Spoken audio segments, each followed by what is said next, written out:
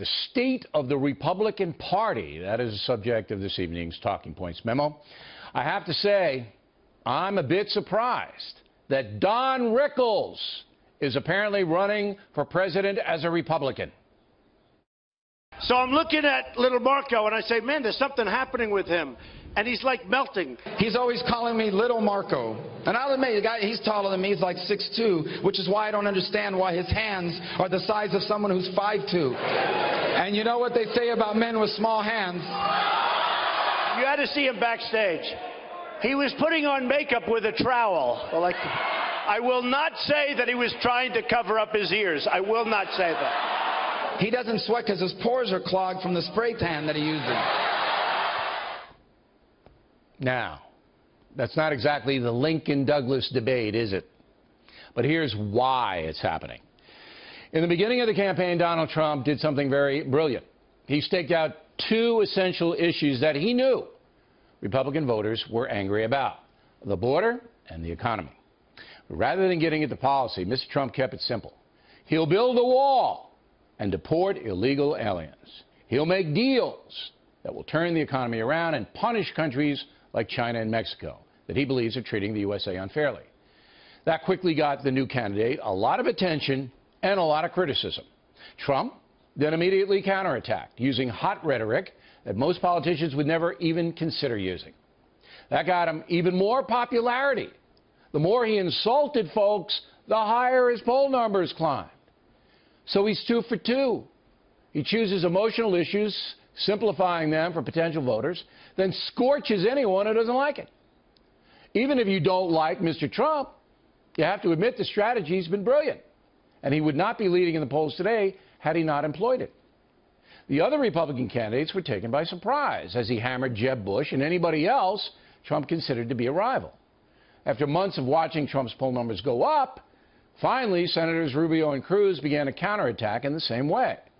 The problem for both Rubio and Cruz is that Americans really don't know them. And the media has paid so much attention to Donald Trump that getting well known is almost impossible. Unless, of course, you hurl insults, which is what Marco Rubio is now doing. For his part, Cruz is hammering Trump in a different way. There have been multiple media reports about Donald's business dealings with the mob, with the mafia. Maybe his taxes show those business dealings are a lot more extensive than has been reported. Now, I don't believe anyone's tax returns are going to give an insight into organized crime. Mr. Cruz obviously casting aspersions, word of the day, aspersions on Mr. Trump. But all of this negative stuff hasn't really altered the race so far. Recent polls say Mr. Trump is leading in all of the Super Tuesday states, with the exception of Texas, Ted Cruz's home state. So it looks like tomorrow Trump will prevail again. And it's how close Cruz and Rubio can keep the vote that is uncertain. The South, friendly territory for Donald Trump. But when the votes shift to the Northeast and Midwest, his challenge might get more difficult. But by that time, he might have sewn things up. If that happens, if Trump is actually the Republican nominee, we can expect a media assault on him that will be unprecedented in America. Every single day, the press will hammer Trump, exposing every part of his life. Trump is getting ready. So that when the New York Times writes a hit piece, which is a total disgrace, or when the Washington Post, which is there for other reasons, writes a hit piece, we can sue them and win money instead of having no chance of winning because they're totally protected. Now, Mr. Trump talking about what he would do as president, attempt to change the libel laws, but he can't do that now, and believe me, the press is just waiting. A preview is this David Duke stuff, a complete non-story. I've spoken with Trump hundreds of times, and I've never heard him run down anyone because of race. He doesn't care about that. The GOP madness is, of course, good news for Hillary Clinton, who has major problems of her own, but who the American press will get behind. Newspaper endorsements for president will run about 20-1 Clinton. So the question becomes, can Donald Trump bring in millions of new voters to overcome his deficit among the press, minorities, and other groups that don't like him. Trump says he can do it, and he has confounded his critics thus far. And that's a memo.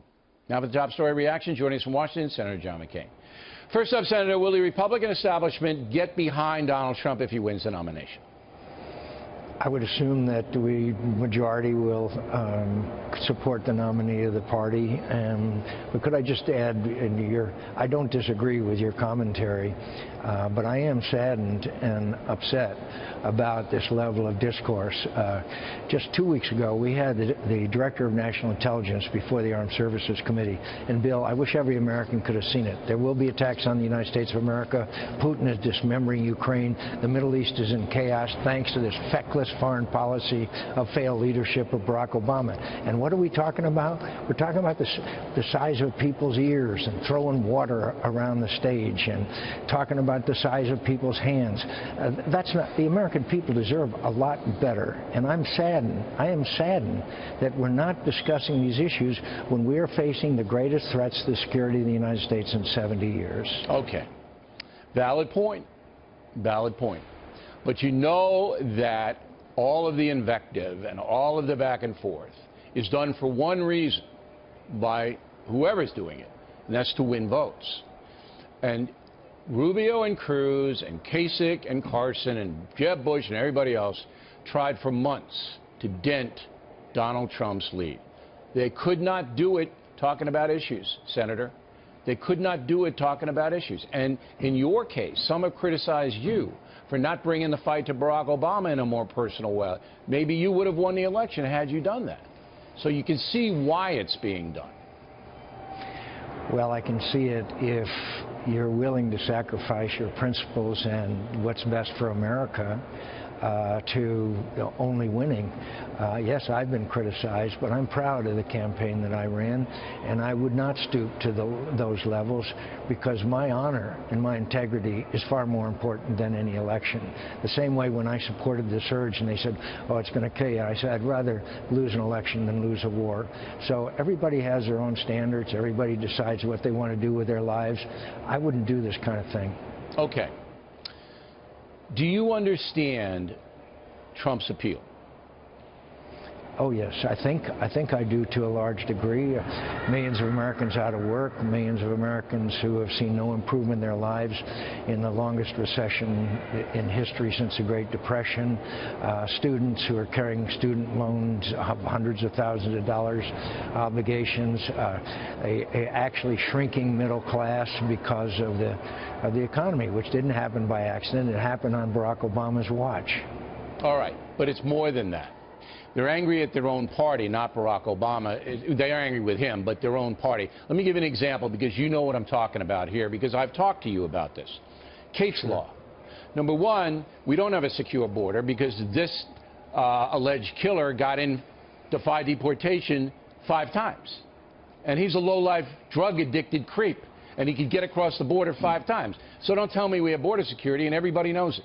Number two, he shoots Kate Steinle. She dies. She's 32. We, along with the Steinle family, bring a law called Kate's Law that would imprison any convicted foreign aggravated felon for 5 years.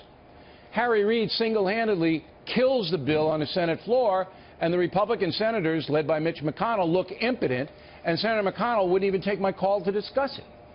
See, surely you know that a lot of Republicans have had it up to here with the Republican establishment.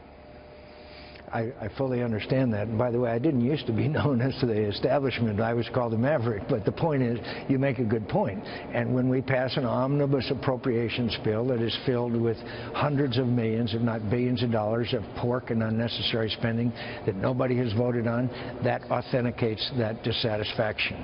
But I will say that we did get a bill to the President's desk to repeal Obamacare. We are going to block his nominee for the Supreme Court. So there are some good things that have happened out of us gaining control. Right. And I hope you can get Kate's Law as a standalone on the floor.